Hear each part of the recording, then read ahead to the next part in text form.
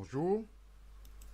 Aujourd'hui, dans le cadre du cours sur les cellules, nous allons voir les principales structures cellulaires et notamment les eucaryotes.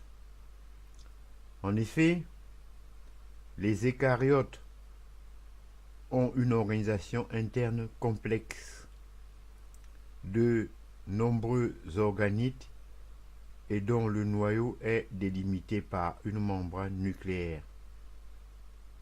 Les eucaryotes comprennent un grand nombre de formes d'organismes unicellulaires et d'organismes multicellulaires.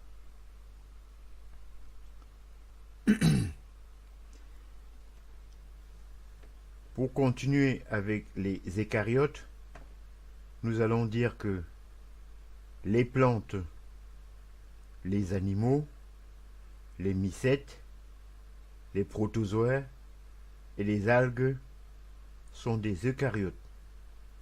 Ces cellules sont en moyenne 15 fois plus grandes qu'un prokaryote typique et peuvent être jusqu'à 1000 fois plus volumineuses.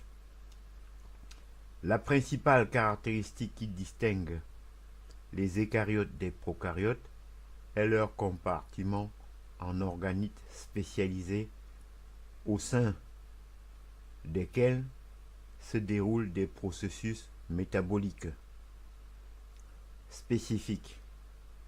Parmi ces organites se trouve le noyau qui héberge l'ADN de la cellule.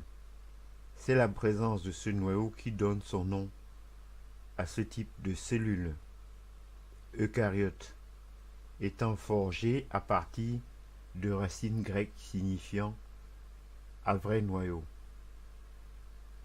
Par ailleurs, la fonction biologique de la membrane plasmique des eucaryotes est semblable à celle des prokaryotes, mais avec une structure qui peut être un peu différente.